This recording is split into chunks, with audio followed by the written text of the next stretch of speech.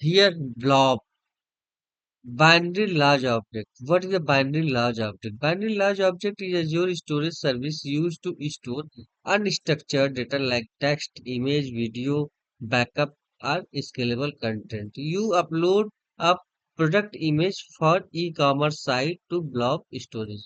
Each image is stored as a blob in the container name. Right.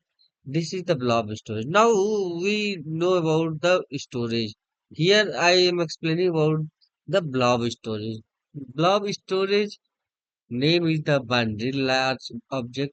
In this we store the image, text, video, and backup. Right. So this is something we use if you have a large data and also it's the unstructured data, then we use the blob storage. Second is the file storage. File storage is used to Azure File to provide full managed cloud-based file share that is used to server managed block SMB. Server message block is also called SMB or NFS protocols, accessible from the Windows, Linux, and Mac OS. Your organization lift and shift an app to Azure and it still need to share network folder. You create a Azure file share map as a network drive, for example Z drive on your VM and store log or configuration file there. This is the file storage. File storage is a very common uh, storage which is we use lots of places, lots of in our practice as well.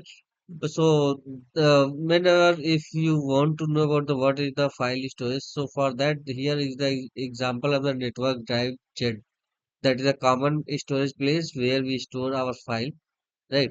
And from there we can use the command prompt and write the location, and from there we can access the file. So that is a very good example of the Azure file storage.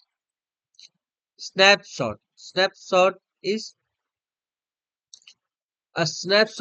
a read-only, point-in-time backup of the blob of our Azure file share. It can be used to recover or compare data before updating a production VM's disk storage as the page blob. You take a snapshot. If you update fail, you can revert the blob to its previous state using the snapshot. So snapshot is the very simple storage way. In this we use to read only and point in time backup of the blob or Azure files here. It can be used to recover or compare the data. Right. So before updating the production VM disk to store as a page blob, you can take the snapshot. Only means snapshot is the point of time we use to store, and it's only used like if you are just using a VM or you are going to do something like which is means you are not 100% sure that everything will be fine. Then at that time you can store it and then you can use it in the case of the failure. Otherwise, you will not use it. This is only for few times. That is a point in time backup, right? So this is the snapshot. Life cycle management. Life cycle management in storage is very good thing. You have to know about this.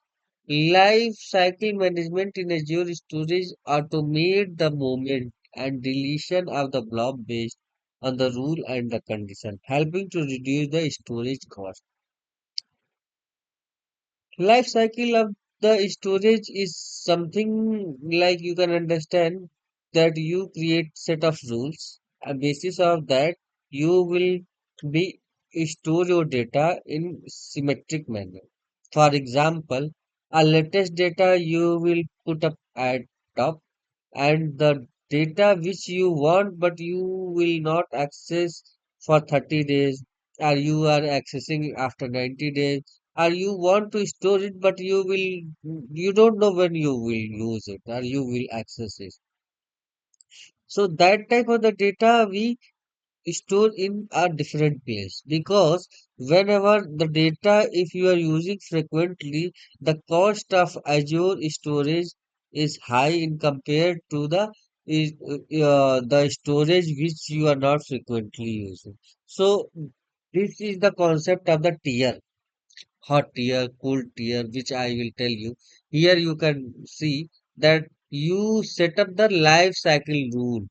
So rules are there. What comes in Azure lifecycle rule, that move blob to cool tier after 30 days of inactivity. Means what the data you have, if you are not using from 30 days, then it will go in inactivity, right? Move to archive after the 90 days. Now, if your data is not accessing from the 90 days, then it will go into the archive. And delete blob after the 365 days means, if your data is more than 365 days, means after a year they will delete, means Azure will delete. If you set the rule, then they will delete your data. This is something, the rule which we can apply, so that Azure can maintain his life cycle, as well as you can maintain your Azure cost. So these are the useful storing logs and backup that become the less relevant over the time. Here, few concepts of the blob, Azure, snapshot, and lifecycle management. Blob storage definition, that is unstructured data. I told you, image, video, document. Azure file storage, that is used to client file share accessible via assembly. Shared drive of the app configure using the, that is Jet drive we were understand. Snapshot, there is a point in time backup or the blob or the file share. Means if you are just going to take the backup and going to upload a new VM at that time for, for the security purpose, or means take the backup as a point of time, so that if any failure comes, then you can use it. That is the snapshot, right? So backup before updating or compare the version. Life cycle management, automate the blob tier or deletion. Move old log, archive and delete after 1 year. Shared access signature. Shared access signature is a secure URL that grant a limited access to Azure storage resources like blob or file without exposing the account key. You can control like read, write, delete, etc. What operation you can allow? You can allow all the writes: read, write, delete. Okay, either you can give read or write or delete, or you can give all these things.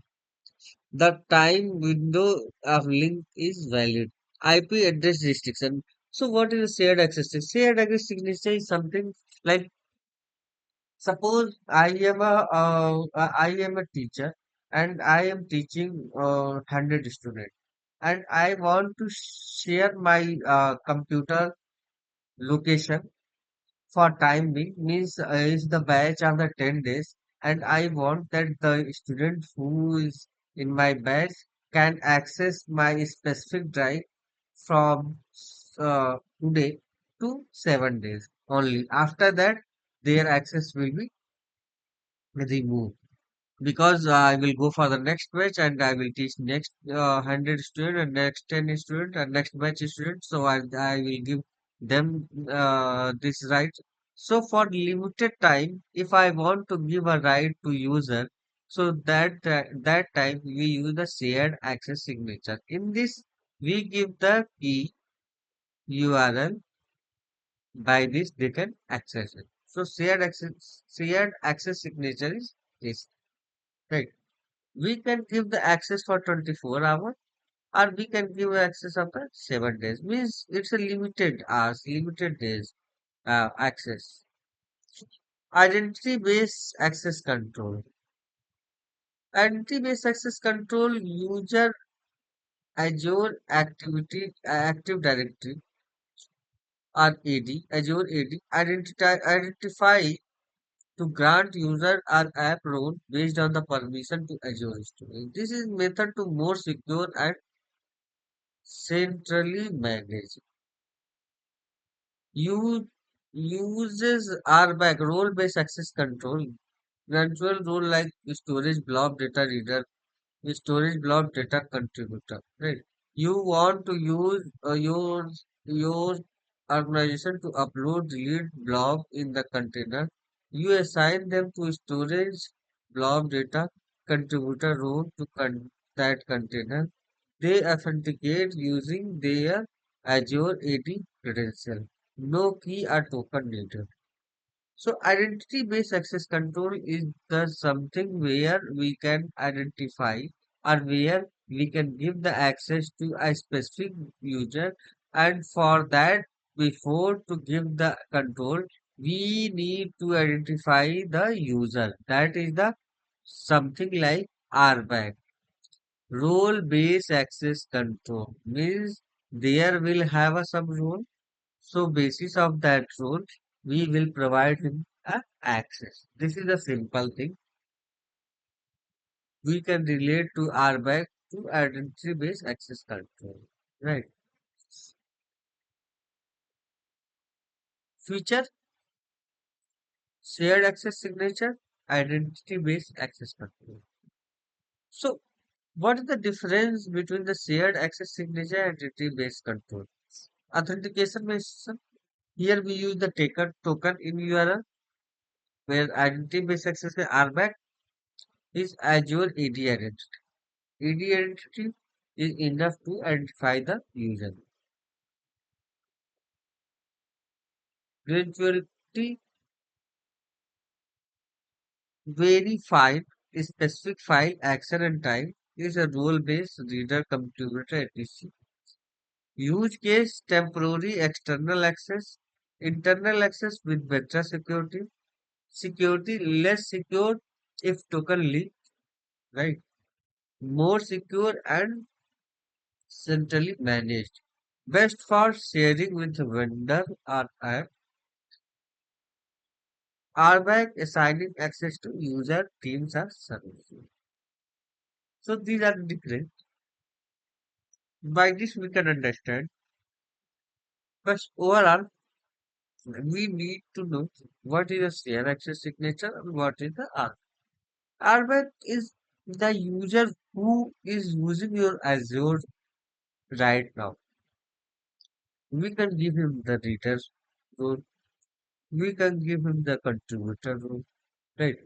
Whereas shared signature is for the vendors and the person who not belongs from your at your side. But yes, we will provide him the URL and key so that he can easily access the data.